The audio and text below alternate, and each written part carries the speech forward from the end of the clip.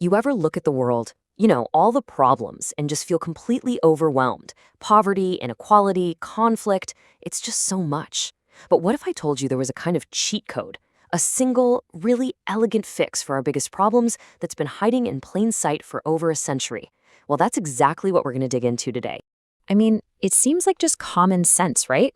We all kind of operate on this basic assumption. As our societies get richer, as technology gets better, life should get better for everyone. More wealth should mean less poverty. Simple. But then you look around and wait a minute. That's not what's happening. Here's the great economic mystery that an economist named Henry George pointed out more than 100 years ago. He noticed we see the deepest, most grinding poverty in the exact same places where we see the greatest wealth. So, why? What is going on? To figure this out, we need to put on our detective hats and go investigate the scene of the crime. So, our investigation kicks off with a really crucial clue. It's the motive behind this whole economic crime, the art of getting rich by, well, doing absolutely nothing. It's a concept called rent-seeking, and the source material has this perfect analogy. Think about it like this. Imagine you buy all the ingredients and you bake this amazing cake, but your friend, who just happens to own the table you used, comes along and demands half of it. They didn't help bake it, they didn't add anything, they just extracted wealth because they owned something. That simple idea is the key to everything. And that leads us right to the heart of our mystery, something called economic rent. This is the unearned income that just flows to the people who own land and natural resources. The value doesn't come from anything the landowner does. No, it comes from what all of us do. When we, the community, build a new subway stop, a great school, or a cool shopping district, the value of all the land around it just skyrockets. That extra value, that's economic rent. It's wealth that the public created, but it gets captured by private individuals. And hey, this isn't some new, radical idea. Even the father of modern economics, Adam Smith, pointed this out centuries ago. He said that landlords are totally unique. Unlike workers who get wages or entrepreneurs who get profits, their money just kind of shows up. It comes to them, as he put it, of its own accord, just because society is progressing around them. So, how on earth did we end up with a system like this? Let's jump to the next part of our investigation and see how this incredible heist actually happened. You see, for most of human history, it wasn't like this at all. That economic rent, that surplus value the community created, was basically the community's own piggy bank. It paid for everything. But then, starting around the 16th century, this massive privatization began. Land that used to be shared was fenced off. One author, Fred Harrison, calls this a coup against communities. And he argues that this one act created what he calls a predator culture, a system that's always hungry for more, always needing to expand and conquer new territory, just to capture more land and more rent. But here's the thing, it didn't have to be this way. Not at all.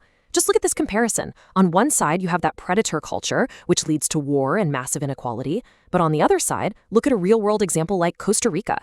They took a different path. They focused on distributing land, they completely abolished their army way back in 1949, and they poured that money into social programs. And the results? They're amazing. Super high life expectancy and human development. A different way was always possible.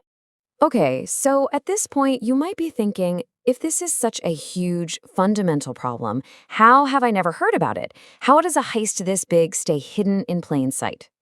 Well, according to our sources, that's because the crime was followed by a cover-up.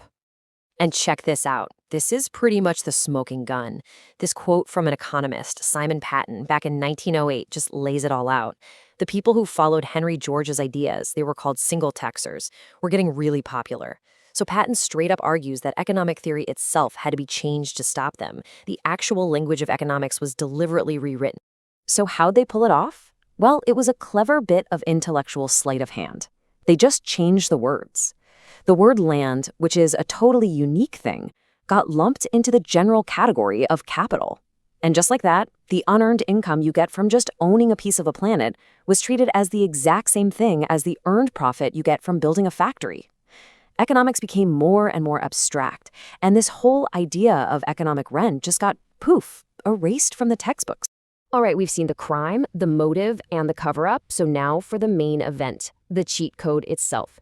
And you know what? It's shockingly, beautifully simple. So, the whole idea, The core principle is this: we need to separate the value that we all create together as a community from the value that you create as an individual. The goal is to re-socialize the public value and re-privatize the personal value. Let's see what that actually looks like. So how does this actually work?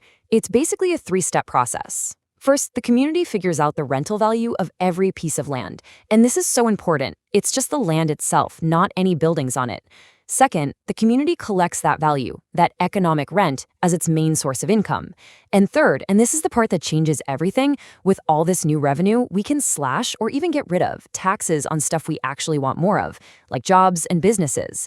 It's a massive shift in the tax burden, away from productive work and onto passive privilege. So, what would a world with this cheat code activated actually look like? Well, the changes would be just massive. They would be totally transformative. You'd see these amazing positive effects just ripple through the entire economy.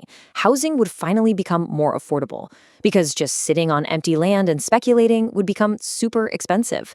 Inequality would plummet, because the wealth we all create together would actually fund public services for everyone.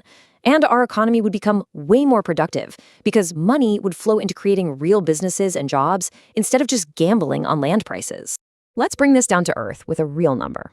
A study found that in London, a house near a top-performing public school costs £61,000 more than one near just an average school. That's £61,000 of value created by a good public school, created by the community, that just gets captured by a private landowner.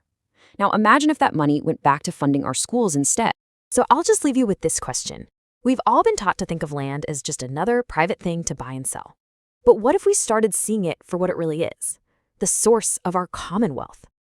What if the value of your location didn't just make one person rich, but instead, it funded the future for your entire community?